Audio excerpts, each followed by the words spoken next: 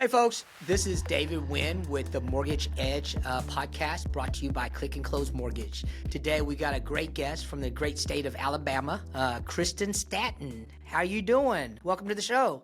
Hi, David. How are you? I'm good. You even have that southern twang. I love it. Yeah, not quite cornbread, but close to it. So are you from Alabama or? Born and raised in Alabama, yeah. So native. So that's so you lived there all your life. So what part of Alabama do you represent or do you do your real estate business? North Alabama, predominantly around Huntsville, the Redstone Arsenal. I grew up in a little I guess it would be called a suburb now, about 30 minutes away, Decatur, Alabama. Mm-hmm. And we're seeing in the Huntsville area, like there's almost like Huntsville proper, and then there's all these little towns around it. So usually people call and they're like, I need to be 30, 45 minutes away from the Arsenal. And we put them somewhere around the circle of the Arsenal. Right. So I always ask, is it a big transplant or is it just mostly people moving that are native of where you live? Or is there a lot Oh, of it's a people coming huge in? transplant. Huge. We now house a lot of we got an FBI facility here. Okay. And so, I've moved some of them here. We have a Facebook data center here. We have an Amazon production center here. Not to mention all the different defense contractors and stuff. So we move a lot of people here. They nicknamed us the Rocket City. Yeah. Warner von Braun was here when the man went on the moon, and I don't know, it's just a really cool space area. And then you've got people that make missiles, people that are in missile defense, people that are in. There's a lot of Chinook helicopters and Mhm. Apache helicopters, which I have found that the Apache guys and the Chinook guys, oh my gosh. But I found that I would be a Chinook driver because, and that may offend some Apache pilots, but the Chinook guys are the ones that are in the double helicopters, Yep. you know, Cargo, right? and they bring the party. Like they set up the hammocks, like when they get to have like a break or some sort, it's the Chinook guys that bring the party. And I'm like, that's where I would be. Well, I love it. Well, I'm glad you brought up all these sites because one thing that our audience don't know that I do know is you cater to veterans, right? Yeah, A I do a lot of lot your. with veterans just because a lot of our city is military family or military minded. Yep. Well, and again, a lot of our veterans don't know what they don't know, right? It's like the VA loan is probably the best loan out there. Lowest rates, no down payment, no PMI, and the biggest thing is this: you can use your VA eligibility multiple times. I think that's the one of the things I get when I talk to veterans is they think they can only use it one and done. They don't realize they can use it multiple times or even for multiple houses. Right. People save it sometimes. And I'm like, don't save it. Yeah, Use it. Like we want to yeah. use that. And the PMI on like a standard, I guess, FHA loan is what, $250 Oh yeah, sometimes. of course. And that's a huge savings to be able to get 100% financing is a big deal. Yeah. Yeah, it really is. I definitely think you need I just talked to a lady before you, Kristen, that she's also a VA expert in San Angelo because there's a big Air Force base there. And it's just, you got to know how to navigate the VA system. Not a lot of people do. And you are an expert. I hate to say this, but I hate to say it, but you are an expert with the veterans out there. Yeah, some people don't know that you can have it on multiple houses at the same time, which is a very rare thing, but it's not the subtraction of, oh, I have $750,000 in mortgage award, so I have a house that's 250, so now I can get another one that's 500. That's when I send them back to people like you, David, that I'm like, hey, they need to figure that percentage and make sure we're looking for the right price house. Well, let's talk about that. So VA, most of it is capped out, I believe, at 720 right now. It's about to go up next year Hmm. for your VA eligibility. It usually follows conforming loan limits. What a lot of people don't know is if you have your full eligibility, you can go over that amount. I have a lot of veterans that will that want to buy $1.5 million house. So what they'll do is maybe they have two VA loans because they bought a couple properties as they moved around. They'll consolidate those, and now they have their full eligibility. Now we're able to go do a full $1.5 million house with zero down on the VA benefit. I don't know if you know that or not, but I Oh, actually do a lot of, I do a lot of big houses out in California and stuff like that, and we do that a lot. And that's a people think, oh, I'm capped out at 720, or next year is going to be 800,000. But you know what? If you have your full eligibility, you can go up to, I think the cap's like 2 million.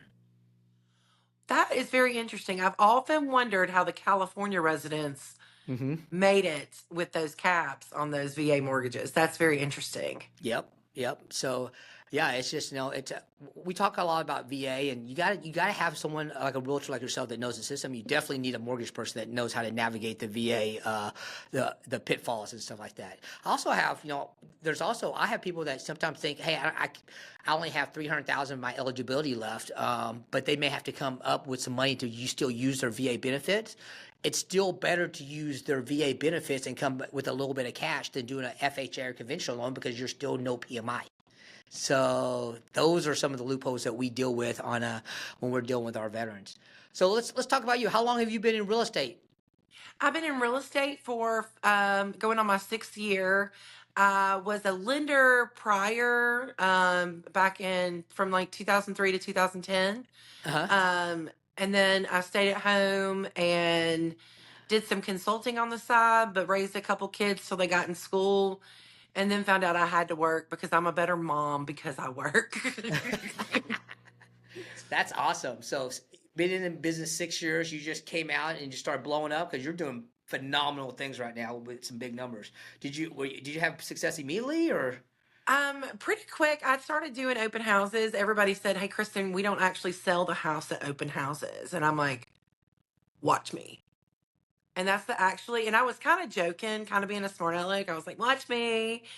And one of the first open houses I did, um, the listing agent called me and said, "Do you have anybody interested?" And I was like, "There was this one guy that went into the crawl space. That might be my winner." And it was. He wanted the house and he purchased the house. So, and then after that, a friend called and it just kind of spiraled. I had 7 under contract in my first 6 months, and then went through a couple months where I didn't have quite as much because it's a roller coaster. And then 2020 happened, and for about 2 weeks, I was scared to death thinking I had gone into the wrong industry and like Right. COVID was going to kill everything and everybody. The first 2 weeks, it was so scary. And then after that, we all were like, I think we're going to live. And we went back out to looking at houses again. And everybody wanted a better house because they didn't want to be stuck in there anymore. Yeah, little did we know COVID was the best 2 years of real estate in 2020 and 2021. Oh, yes. It You was could sell them unbelievable. just as fast as you could find them. Well, let's talk about that. As we sit here today, it's Friday, October 18th. We got a presidential election coming up on November 5th, which is a couple of weeks away. Me and you talked a little bit about the election earlier this week, but our audience, what's going on with real estate in Alabama? Is it in a holding pattern? Is it hot? What are you seeing out there? I feel like we're in a little bit of a holding pattern. People are wondering what's going to happen. No matter whose side you're on, nobody really knows. It's definitely a crapshoot. Now, there are people with very firm opinions that if certain people get in office, things are going to be great. And if certain people get in office, things are going to be terrible. And I think nobody really knows. Like, we all just kind of sit. It's almost like we're doing the whole sit before COVID. Yes. And then, like, we're about to just pounce on something as soon as we know yay or nay. Well, So, at, with us being in real estate, we're supposed to be the experts, and we advise people all the time. If you're in the market to buy a house or in the market to sell a house, you're in the market to buy or sell a house. What does it matter who is getting elected? So it's kind of you're in a holding pattern until this happens, and then you're gonna pull the trigger. You're gonna go in, because if you're gonna buy a house or sell a house, you're still gonna buy or sell a house, which makes no sense to me why everybody's in a holding pattern. But it's not just in your market. It's, we're licensed in 33 of the 50 states. My company's licensed in 49 of the 50 states, and we're seeing it across the country. I mean, we have listings that are sitting, which is crazy because they supposedly we're in a shortage of inventory, but it's definitely a buyer's market, wouldn't you say? Oh, totally flipping. I think we've got, I checked earlier this week. We have about 4 months of inventory left on the market, which is technically kind of a balanced market right in there. Yeah.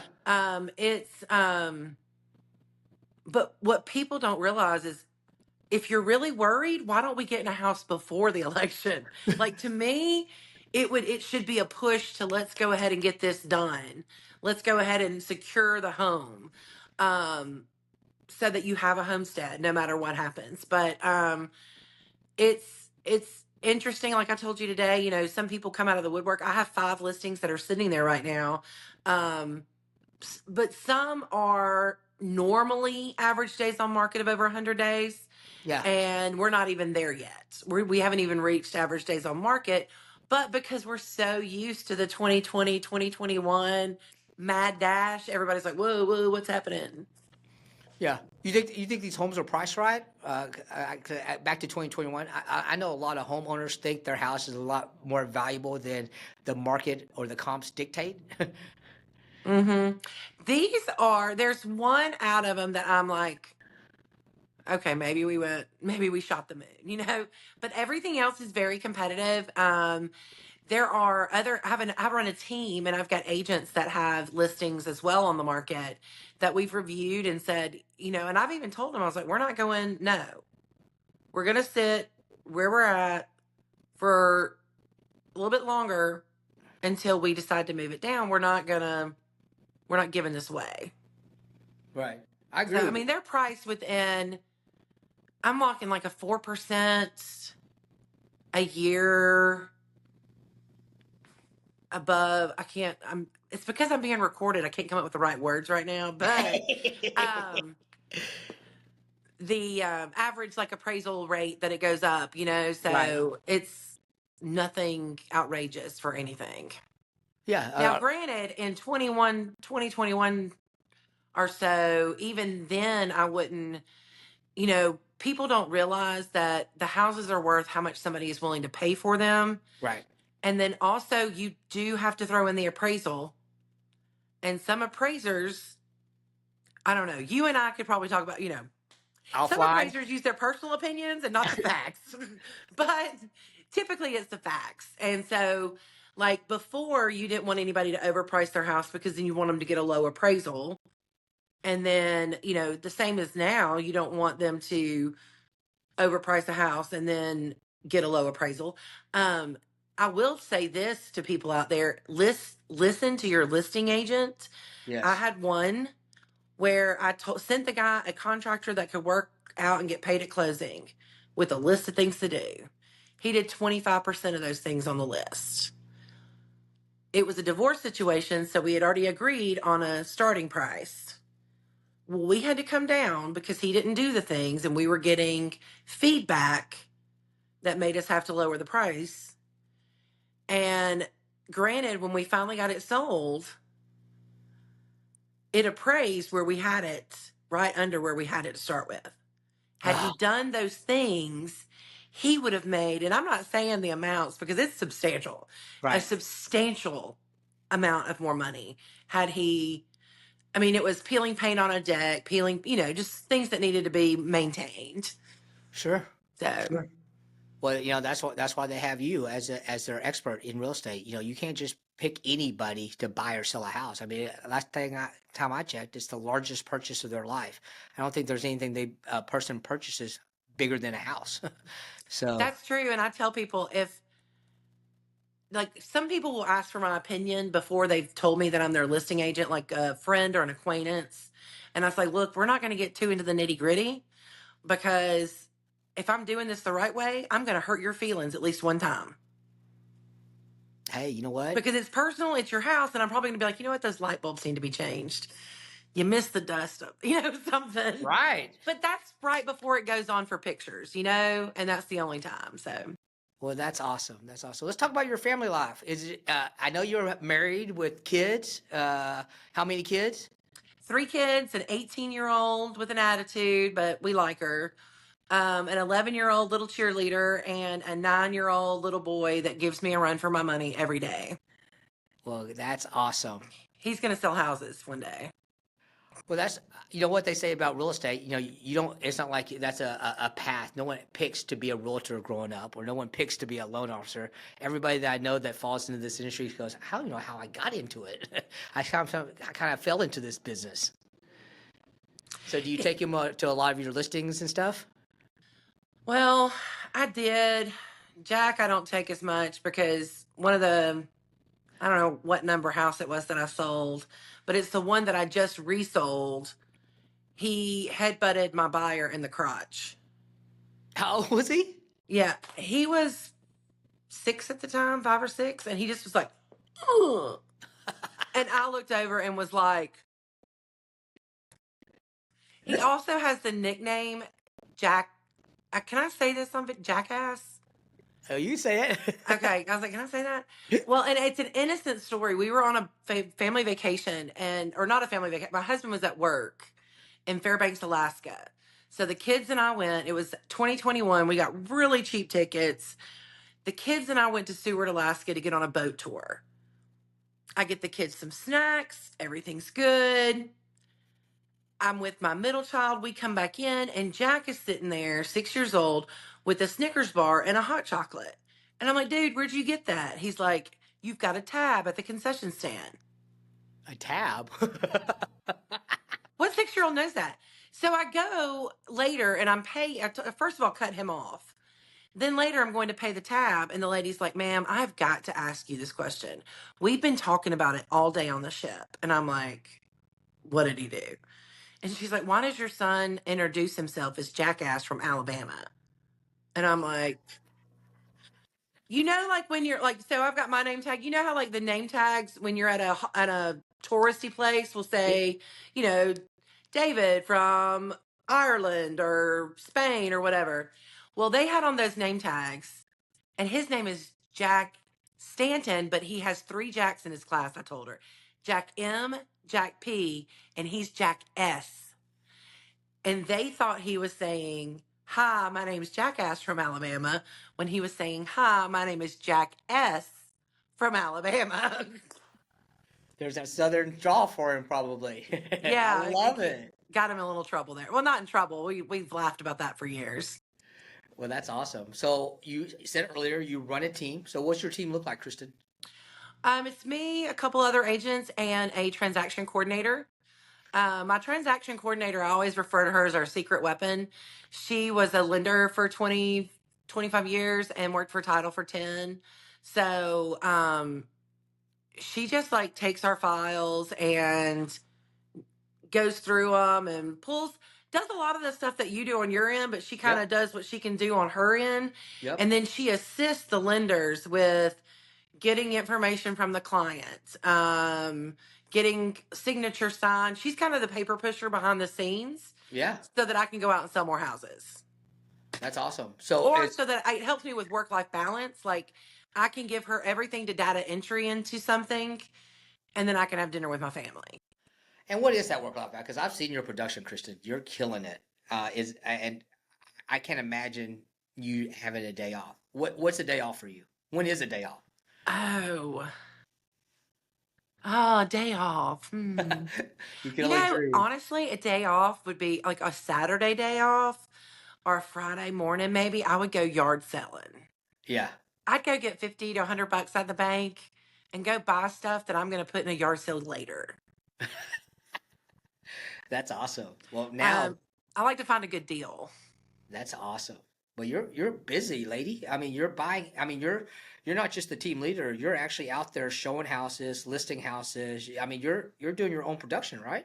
Oh yeah, my thing is lead by example until I can grow the team big enough for it to be on its own. I'm like, hey, this is how we hustle.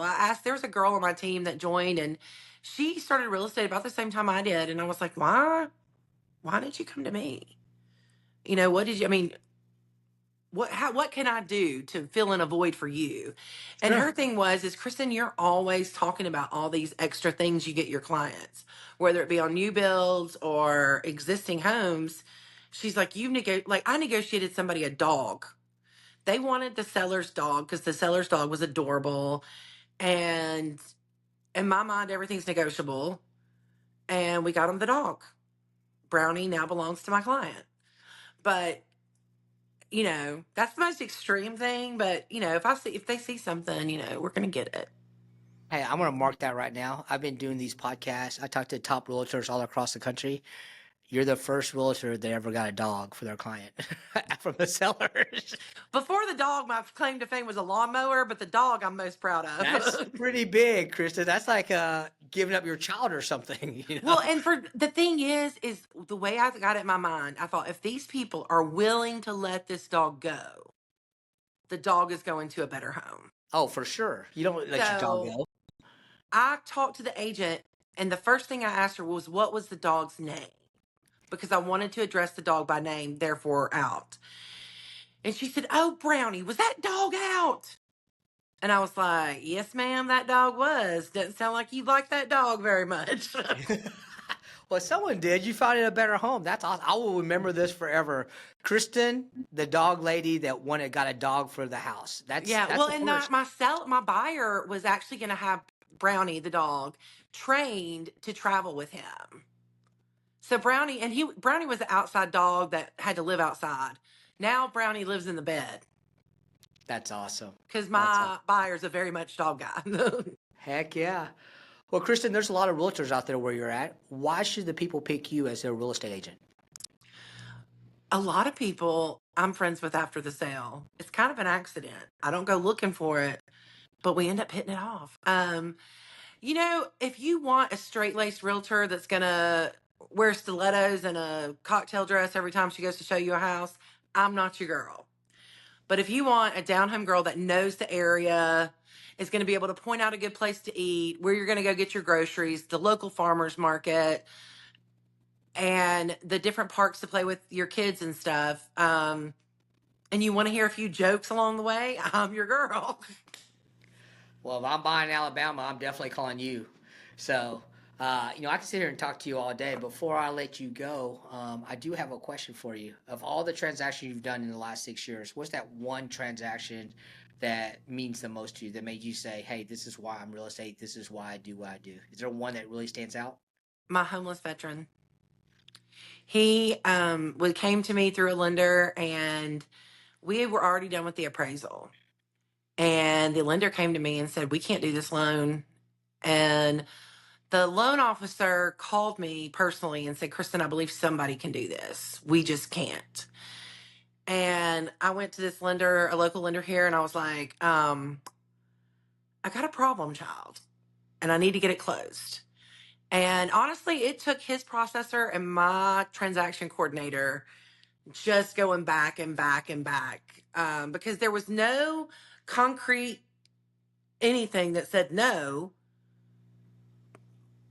Ooh, but he had a bout of homelessness, and like, I get it. When you don't know, you don't know. But I'm like, he served our country, and maybe he had a bout of drugs or alcohol, maybe something like, I don't even know what the bout was, but I know people in their minds think, oh, well, they were homeless for a reason and blah blah blah. Well, what if his homelessness was for drugs and alcohol, that he was trying to overcome something where he went and risked his life for our country? Yeah. And we know that the system doesn't take care of all of our vets the way they're supposed to. Right. And it just hit my heart. And so I didn't have permission to disclose any of this until the very end. And so I'm on the phone weekly begging this listing agent to give us another. I mean, we were at like almost 30 days, and it took an additional 45 to get us closed. And begging her, just saying, trust me, at the end of this, you will understand. You will know why this was so important. I mean, like, I have chills telling you. I got a drone service, a photographer, champagne, confetti cannons, we closed on that house and we had a party in the front yard to celebrate this man's home. Um, so he went from homeless to homeowner, and that's probably one of my most proudest moments. I'm very proud of you because that definitely touched my heart. You didn't have to do that. You didn't have to go above and beyond. But you know what? I was going to ask you what your real estate superpower is, but I know now from that story you care. I think you genuinely care about your people and you genuinely care about our veterans. Hence, probably that's why you specialize in that. They served our country. They're owed a debt.